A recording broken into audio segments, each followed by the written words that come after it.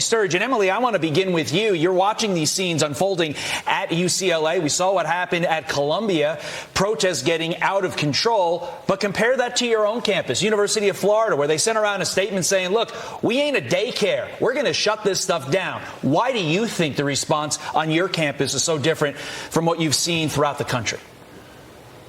Good morning, Carly and Todd. The University of Florida has set a clear example of how universities should be responding to this type of situation happening on campus. Anti-Israel agitators took over the center of our campus for the past week or so, right in front of one of our main libraries, conveniently during finals week. Students like myself are just trying to make it to our exams on time, and we're just trying to get some last-minute studying in. And these anti-Israel agitators are causing massive disruptions right in the middle of our campus. I'm excited to see that my university upheld law and order and actually arrested some of these students, which sent a clear message that this type of behavior is not going to be tolerated on our campus. Florida is a law and order state, and the University of Florida is upholding that standard.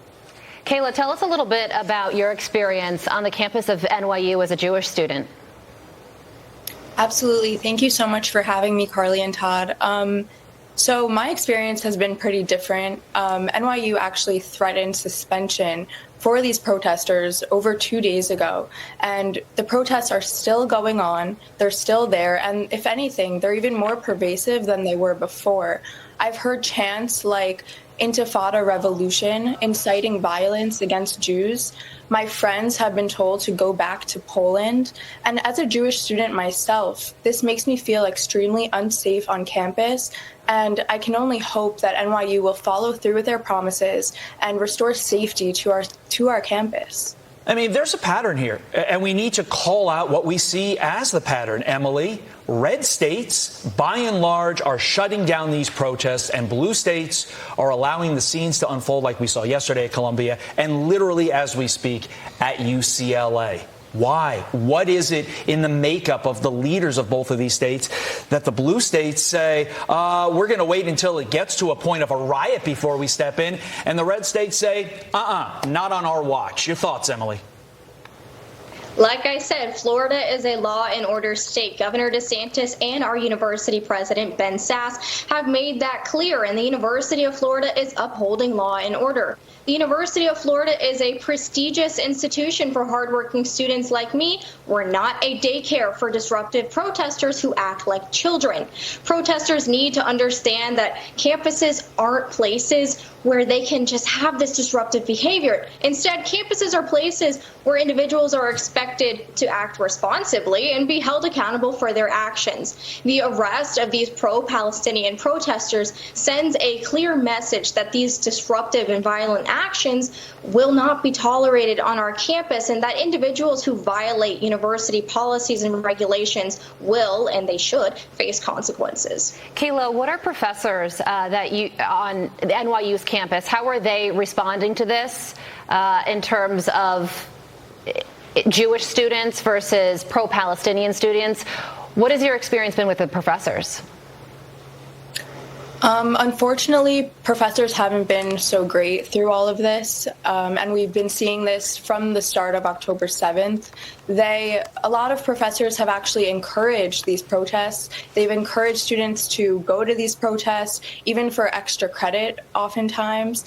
And unfortunately, when you would expect professors to be there for support for any student, not just Jewish students, that's not what we're seeing now. They are not offering support for Jewish students, and if anything, they're offering the opposite, and they're only making students feel extremely uncomfortable in class and extremely unsafe on campus. Kayla, you said that professors are giving extra credit for students who go to the pro-Palestinian, anti-Israel protest. How does that make you feel? I have seen that. My friends in other classes, that's happened to them, and I think that that's just wrong for any type of protest, any group of people. I just don't think that professors should be, indoctrinating their students and forcing them to have certain views. NYU and all of these universities are supposed to be encouraging public discourse, and they're supposed to be allowing for different perspectives to be heard. And these professors are not allowing that to happen, and the universities are not allowing that to happen. Emily, when I look at the scenes of UCLA, one main thought has popped into my head all morning, and I want to see if you agree with this. A number of the students that are protesting, rioting, whatever you want to call it on campus right now, came of age, were in high school during 2020, during the George Floyd riots. And they looked at the scenes unfolding on their screens and said, oh, this is normal behavior when there's something that we're told we are not supposed to like. So, Emily, what are your thoughts when you see the absolute insanity that is happening on what is normally a peaceful UCLA campus right now? The left loves chaos, and they celebrate radicalism on college campuses. The left pushes Marxist principles on impressionable students to indoctrinate the next generation of voters, because that's how the left stays in power. They're indoctrinating students with their values, encouraging students to go out to these protests, and this is how the left brings the next generation of voters to the polling booth. Yes, this reminds me of the Black Lives Matter protests. Is the same amount of violence. And it's so sickening to see college students across America so out of touch with reality that they are actually attempting to rationalize and celebrate Hamas kidnapping children, raping women, and killing innocent civilians. But honestly, I'm not surprised, because like I said, this is exactly the type of behavior that the left teaches college students to have on college campuses. Kayla, do you plan on remaining an NYU student? I do plan on remaining an NYU student, although I actually do have one or two friends who have left the school entirely because of the anti-Semitism that they faced. A lot of my friends have also left the campus for now while they can, but they do have to return for finals, and a lot of students are extremely afraid to be on campus.